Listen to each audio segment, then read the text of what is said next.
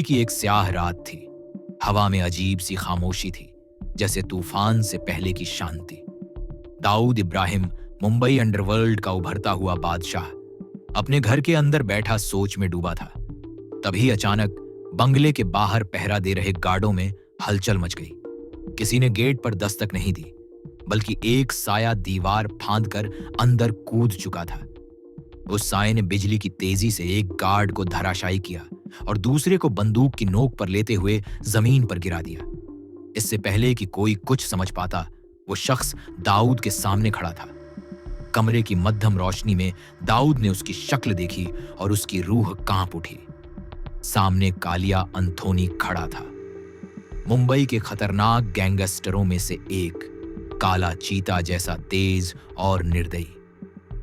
दाऊद के माथे पर पसीने की बूंदें छलक आईं। उसने खुद को संभालने की कोशिश की, मगर दिल की धड़कन बेकाबू हो रही थी। कालिया ने एक तीखी मुस्कान के साथ कदम आगे बढ़ाया। क्या हुआ दाऊद? वह धीमे मगर सख्त लहजे में बोला। बड़े डॉन बनते हो, आज अपने ही घर में छुपकर बैठे हो। उसकी आवाज में जहर भरा व्यंग्य था। दाऊद ने खुद को मजबूत दिखाने की कोशिश की। तुम्हें अंदाजा है तुम क्या कर रहे हो? उसने कुर्सी से उठते हुए कहा। लेकिन उससे पहले कि वह कुछ और कहता, कालिया बिजली की फुर्ती से आगे बढ़ा और दाऊद के कॉलर को दबोच लिया। एक जोरदार थप्पड़ दाऊद के चेहरे पर पड़ा। कमरा गूंज उठा और दाऊद लड़खड़ाकर सोफे पर गिर पड़ा। यह हमारे भाई का बदला है, कालिया दांत भींचकर गुर्राया। उसकी आंखों में खून उतर आया था। अपने आप को बड़ा शेर समझता है, अब पता चलेगा असली शेर कौन है। दाऊद ने अपने गाल पर हाथ फेरा तो होंठों पर खून का स्वाद आ गया। उसे यकीन नहीं हो रहा था कि कोई उसके घर में घुसकर उसे थप्पड़ मार सकता है। कालिया ने अपने आदमी को इशारा किया। उसके साथ आए एक गुर्गे ने आगे बढ़कर दाऊद को बाजुओं से पकड़ लिया ताकि वो भाग न सके। दाऊद छटपटा रहा था, पर इस वक्त वो कालिया की पकड़ में था। आज तेरी सारी अकड़ निकाल दूंगा, कालिया ने कहा और घूंसे बरसाने शुरू कर दिए। एक के बाद एक मुक्के दाऊद के पेट और चेहरे पर पड़े। दाऊद दर्द से कराह उठा। उधर घर के बाहर गोलियों की आवाज गूंजने लगी। दाऊद के बाकी गार्ड संभल कर फायरिंग कर रहे थे, मगर कालिया की योजना पहले से तैयार थी। वो आया भी था तो मरने या मारने के लिए। अपने हाथों से दाऊद को सजा देकर वह ज्यादा देर रुकना नहीं चाहता था। उसने अपने आदमी को इशारा किया और दोनों पिछवाड़े के दरवाजे की तरफ भागे। भागते भागते कालिया ने मुड़कर आखिरी नजर दाऊद पर डाली, जो दर्द से कराहता हुआ जमीन पर पड़ा था। याद रखना, ये तो शुरुआत है, कालिया ने चीख कर कहा और अंधेरे में गायब हो गया। उस रात मुंबई के सबसे बड़े डॉन को उसके घर में घुसकर पीटा गया। ये कारनामा करने वाला नाम था कालिया अंथोनी। लेकिन यह तो सिर्फ एक घटना थी जिसने पूरे मुंबई अंडरवर्ल्ड को हिला दिया। सवाल यह था कि आखिर ये कालिया अंथोनी है कौन? उसका दिमाग इतना बेखौफ और उसकी हिम्मत इतनी बुलंद कैसे हुई कि उसने खुद दाऊद इब्राहिम को ललकार दिया? इन सवालों का जवाब जानने के लिए हमें उसकी जिंदगी की शुरुआत और मुंबई के उन दिनों में झांकना होगा जब अपराध की दुनिया ने उसे जन्म दिया। कहानी शुरू होती है मुंबई के खार इलाके से, जहां एक गरीब ईसाई परिवार में फ्रांसिस अंथोनी नाम का लड़का पला बढ़ा। सांवला रंग और दुबली काया वाले फ्रांसिस को महज 12-13 साल की उम्र से ही मोहल्ले में लोग कालिया कहने लगे थे। उस नाम में भले ही मजाक था, पर फ्रांसिस ने इसे अपनी पहचान बना लिया। बचपन से ही उसकी आंखों में कुछ बगावती चमक थी। वो दूसरे बच्चों से अलग था, डर जिसे छूकर भी नहीं गुजरता था। खार की तंग गलियों में जवान होते होते कालिया ने गरीबी और अपराध दोनों को करीब से देखा। उसके बापू एक मिल में मेहनत मजदूरी करते थे और शाम को शराब के नशे में धुत होकर घर में मारपीट मचाते। मां ने बमुश्किल बच्चों को पाला, लेकिन कालिया इस माहौल से तंग आ चुका था। उसके अंदर गुस्सा उबल रहा था, अपने हालात पर, समाज पर, सब पर। यही गुस्सा उसे सड़क पर लड़ाई झगड़ों की तरफ खींच ले गया। किशोरावस्था में कालिया छोटे मोटे जुर्म करने लगा।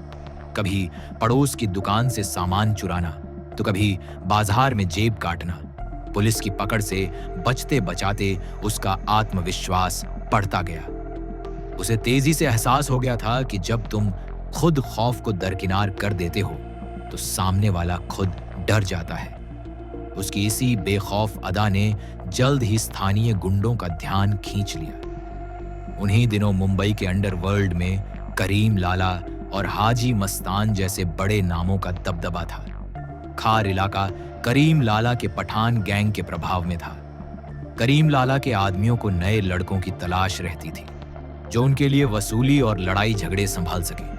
कालिया की लड़ाकू प्रवृत्ति और बेखौफ अंदाज ने उन्हें प्रभावित किया। 17 साल की उम्र तक पहुंचते पहुंचते कालिया करीम लाला के गैंग के लिए छोटे मोटे काम करने लगा। बाजार से हफ्ता वसूलना, विरोधियों को धमकाना और जरूरत पड़ने पर चाकू छुरी निकाल लेना।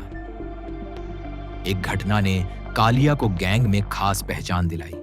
पास के बाजार में एक दुकानदार ने पठान गैंग को हफ्ता देने से मना कर दिया था। गैंग के कुछ आदमी उसे सबक सिखाने पहुंचे, पर उस दुकानदार ने भी देसी कट्टे तमंचे से फायरिंग कर दी। गैंग के गुर्गे घबरा गए। तभी किशोर कालिया आगे आया। उसने न आव देखा न ताव, सीधा दुकानदार पर टूट पड़ा। कट्टे से निकली गोली उसके हाथ को छूते हुए निकल गई, लेकिन कालिया रुका नहीं। उसने दुकानदार को जमीन पर गिरा दिया और उसके हाथ से कट्टा छीनकर सबके सामने उसकी जमकर धुनाई कर डाली। खून से लथपथ दुकानदार आखिरकार गिड़गिड़ाने लगा।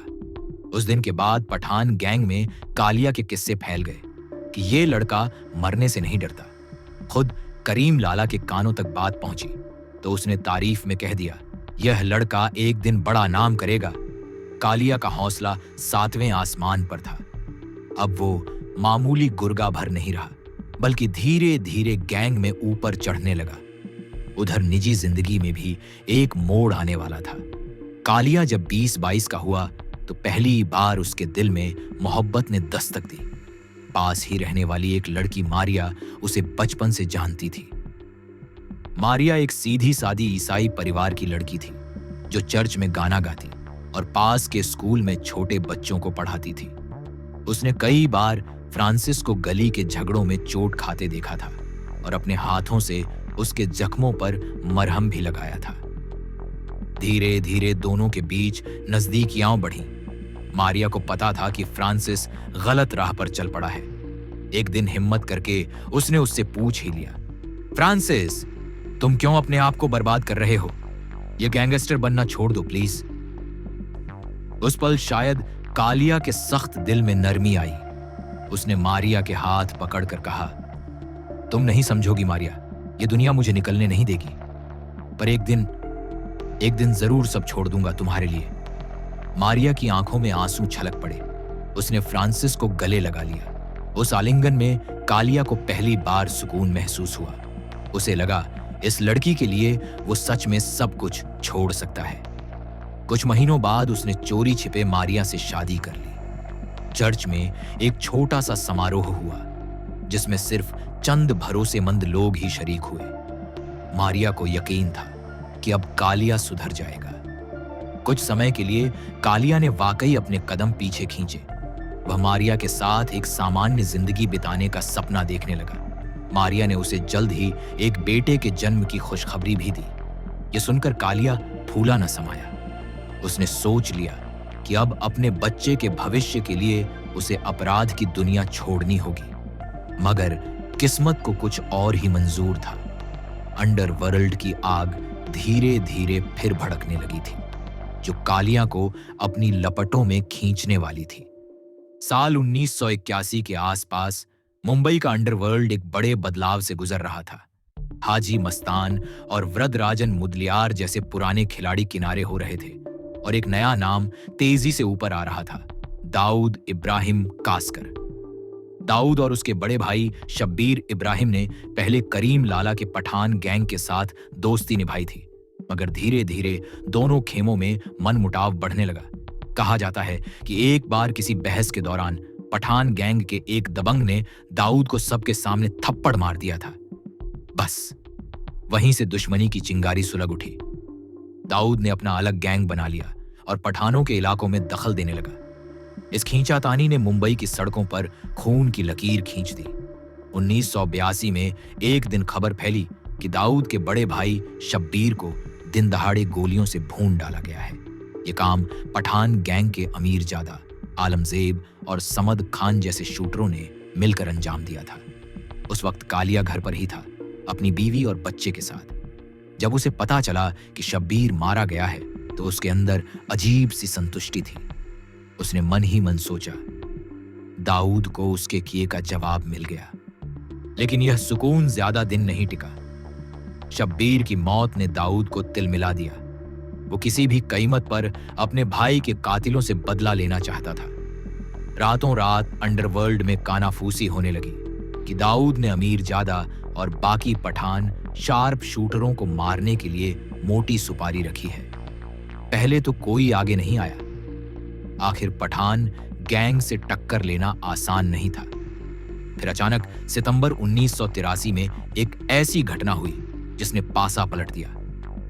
सेशन कोर्ट के बाहर दिन दहाड़े गोलियां चली और पठान गैंग के शेर अमीर जादा नवाब खान को एक अज्ञात हमलावर ने गोली मार दी।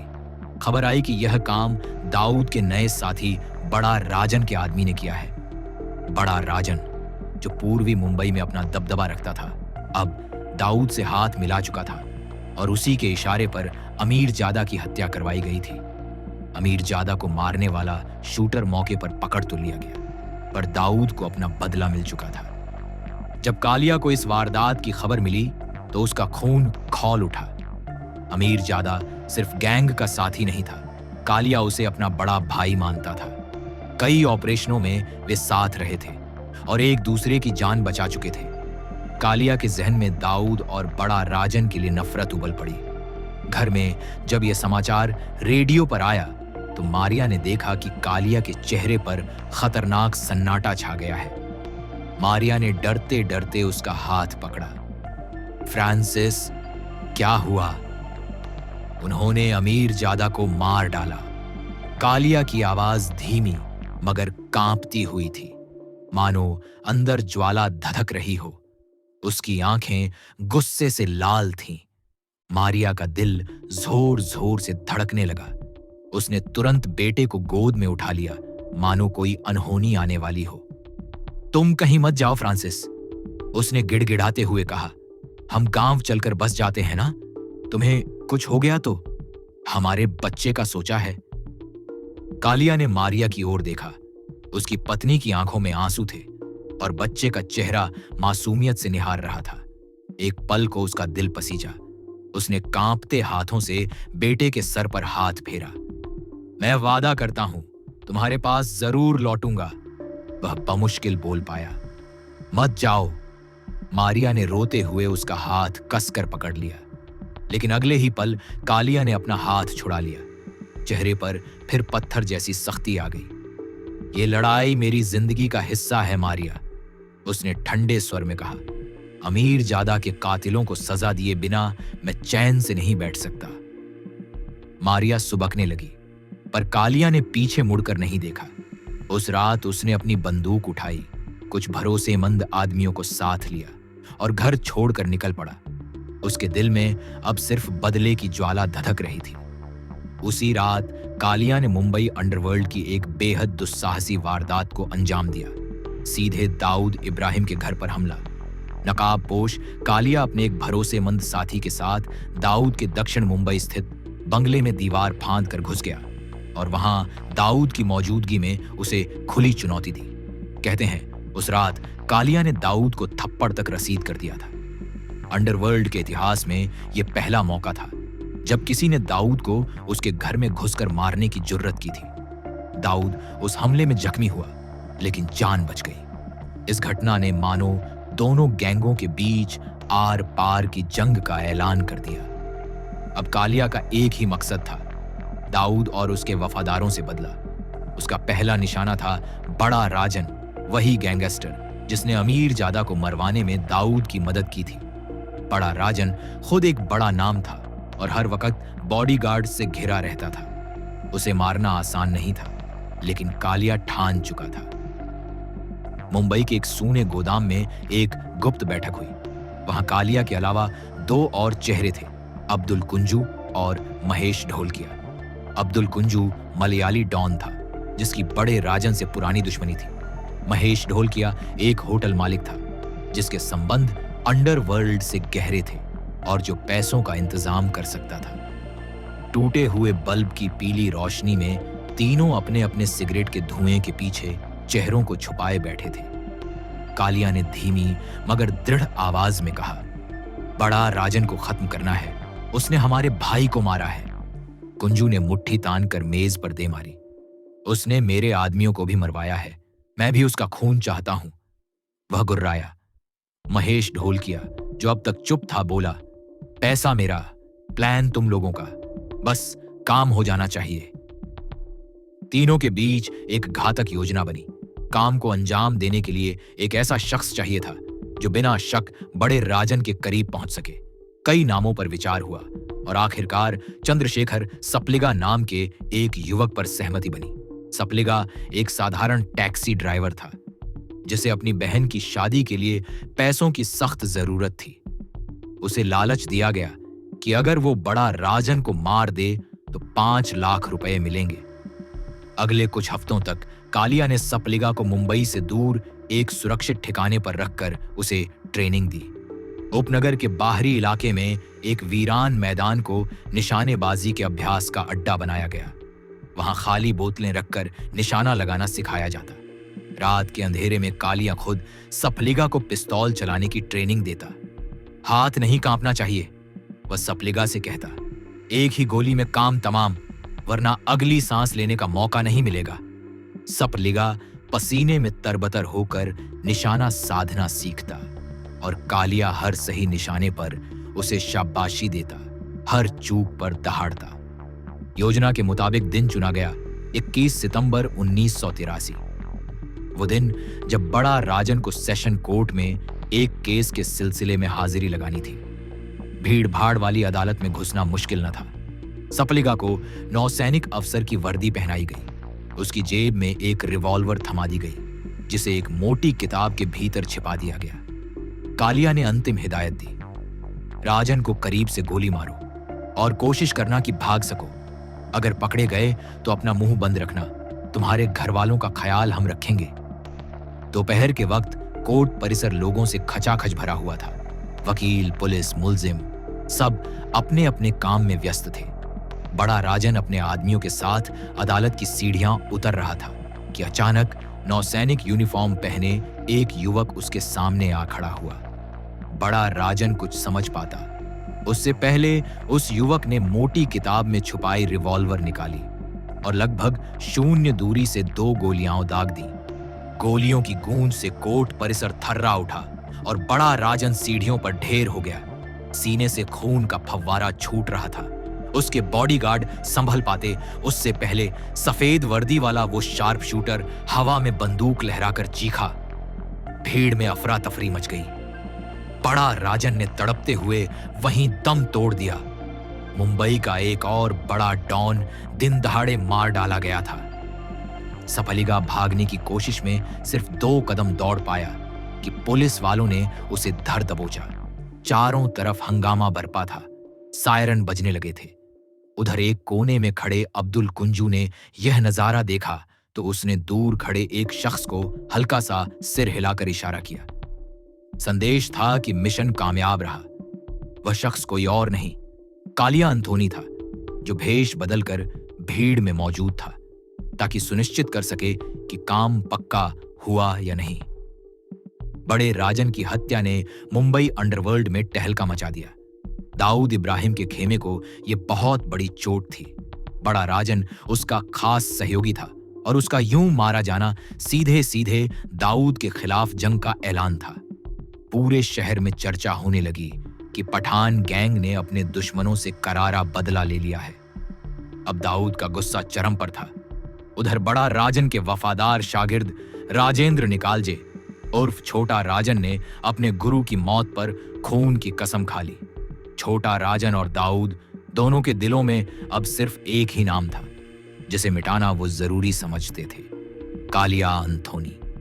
बड़े राजन के खात्मे के बाद कालिया अंथोनी पुलिस और दाऊद दोनों की हिट लिस्ट में सबसे ऊपर आ गया। शहर में जगह जगह पुलिस उसकी तस्वीर लेकर छापेमारी करने लगी। कालिया को अपनी जान बचाने के लिए मुंबई छोड़नी पड़ी। एक रात अपने खास साथी की मदद से वो एक माल वाहक जहाज पर सवार होकर खाड़ी के रास्ते दुबई पहुंच गया। दुबई उन दिनों दाऊद का नया ठिकाना बन रहा था। वहां उसकी पहुंच और दौलत दोनों बढ़ रही थी। कालिया दुबई की अनजान गलियों में भी दुश्मन को खोजने से नहीं चूका। वो जानता था कि दाऊद वहीं कहीं छिपा है। महीनों तक वह दुबई में भटकता रहा। भारतीय रेस्तराओं और अड्डों पर मुंबई के लोगों से सुराग ढूंढता रहा। एक दो बार उसे खबर मिली कि फलां बंगले या होटल में दाऊद को देखा गया है। कालिया अपने एक हथियार बंद भरोसेमंद साथी के साथ वहां पहुंचा भी, पर हर बार दाऊद उसके हाथों से फिसल जाता। कभी ऐन वक्त पर खबर लीक हो जाती तो कभी दाऊद अपने सुरक्षा घेरों के कारण पहुंच से बाहर रह जाता। आखिर एक दिन सूचना मिली कि दाऊद कुछ समय के लिए केन्या चला गया है, जहां उसके कुछ खुफिया धंधे चलते हैं। कालिया की आंखों में नफरत की चमक फिर जाग उठी। उसने ठान लिया कि वो दाऊद का पीछा दुनिया के आखिरी कोने तक करेगा। फर्जी पहचान पत्रों के सहारे वह अफ्रीका की उड़ान भरने में कामयाब हो गया। नैरोबी की गलियों और मोमबासा के बंदरगाहों तक कालिया ने दाऊद को तलाश डाला। वहां भी दो एक बार लगभग आमना सामना होने की नौबत आई, लेकिन किस्मत दाऊद का साथ दे रही थी, या शायद कालिया का वक्त खराब था। दाऊद फिर बच निकला। केन्या में महीनों गुजारने और अपनी जमा पूंजी लुटा देने के बाद भी जब कुछ हासिल न हुआ तो कालिया को लगने लगा कि अब वापस हिंदुस्तान जाना ही होगा। उधर मुंबई पुलिस और छोटा राजन उसके पीछे थे। वक्त के साथ कई पठान गुर्गे या तो एनकाउंटर में मारे जा चुके थे या विदेश भाग गए थे। कालिया ही था जो अब तक फरार होकर भी जिंदा था। 1984 के मध्य में अफवाह उड़ी कि कालिया चोरी छिपे मुंबई लौट आया है। हो सकता है वो अपनी पत्नी और बच्चे की खबर लेने आया हो या किसी नए वारदात की फिराक में हो। पुलिस ने चौकन्नी निगाह रखनी शुरू की। उन्हें अंदेशा था कि कालिया किसी कानूनी मामले के सिलसिले में अदालत आएगा या शायद वहां अपने किसी मुखबिर से मिलने की कोशिश करेगा। एक उमस भरी दोपहर मुंबई सेशन कोर्ट के पिछवाड़े पुलिस के कुछ अधिकारी सादे कपड़ों में घात लगाए छिपे थे। अचानक एक दुबला पतला आदमी चुपके से दीवार फांदकर कोर्ट परिसर में दाखिल होता दिखा। उनमें से एक इंस्पेक्टर फुसफुसाया, लगता है शिकार आ गया। जैसे ही वह आदमी परछाई से बाहर निकला, पुलिस वाले चौंक उठे। वो वाकई कालिया अंथोनी था। महीनों की भाग दौड़ और भागम भाग ने उसे थोड़ा कमजोर जरूर कर दिया था, मगर आंखों की तेजी अब भी उसी तरह बरकरार थी। पुलिस ने उसे आत्मसमर्पण करने को ललकारा। पल भर को कालिया ठिठका। उसने चारों तरफ नजर दौड़ाई। उसे एहसास हुआ कि घेराबंदी पूरी हो चुकी है, पर जिसने जिंदगी खतरों के बीच गुजारी हो वो आसानी से हथियार नहीं डालता। कालिया ने बिजली सी तेजी से कमर में खोसी हुई पिस्तौल निकाली और पास खड़े एक इंस्पेक्टर पर तान दी। ठहर जाओ वरना गोली मार दूंगा। वह दहाड़ा। कोर्ट परिसर में अफरा तफरी फैल गई। लोग जान बचाकर इधर उधर छुपने लगे। कुछ पलों तक सन्नाटा रहा, फिर एक धमाके की आवाज गूंजी। पुलिस ने फायरिंग शुरू कर दी थी। कालिया ने भी जवाब में गोलियां चलाई, मगर अकेला आदमी कब तक मुकाबला करता। सेकंडों में कई गोलियां उसके जिस्म को चीरती हुई निकल गईं। कालिया के हाथ से पिस्तौल गिर पड़ी और वो खुद जमीन पर घुटनों के बल ढह गया।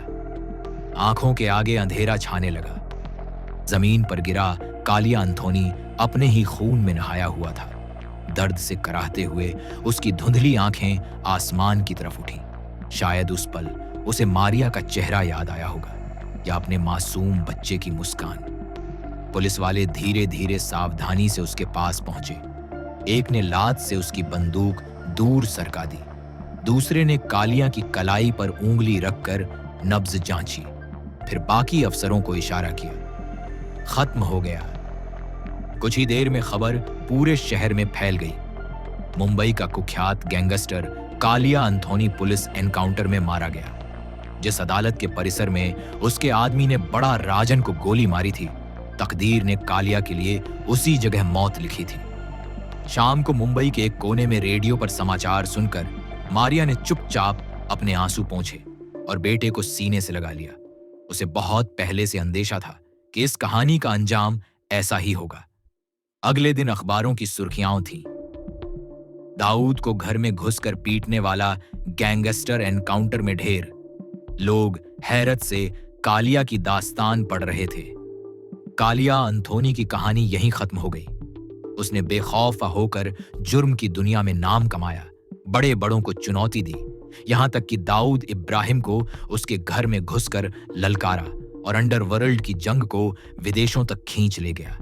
मगर अंत में उसके हिस्से में वही आया जो अपराध की दुनिया के ज्यादातर किरदारों के हिस्से में आता है, या तो जेल या मौत। कालिया के मामले में मौत उसकी हमसफर बनी। कहते हैं कि कुछ साल बाद मारिया अपने बच्चे को लेकर चुपचाप मुंबई छोड़ गई ताकि अपने बेटे को उस काली छाया से दूर किसी नए शहर में नई जिंदगी दे सके। उधर मुंबई का अंडरवर्ल्ड अपना नया अध्याय लिखने लगा। दाऊद इब्राहिम एक छत्र बादशाह बनकर उभरा और पठान गैंग का द्वार धीरे धीरे ढल गया। कालिया अंथोनी का नाम बस किस्सों और कहानियों में रह गया, एक ऐसे दबंग गैंगस्टर के तौर पर जिसने बड़े से बड़े डॉन को खुली चुनौती दी थी। उसकी जिंदगी आखिर में ये सबक दे गई कि अपराध की दुनिया में चाहे कुछ वक्त के लिए ताकत और शोहरत मिल जाए, मगर इस राह का अंजाम हमेशा दर्दनाक और खौफनाक ही होता है।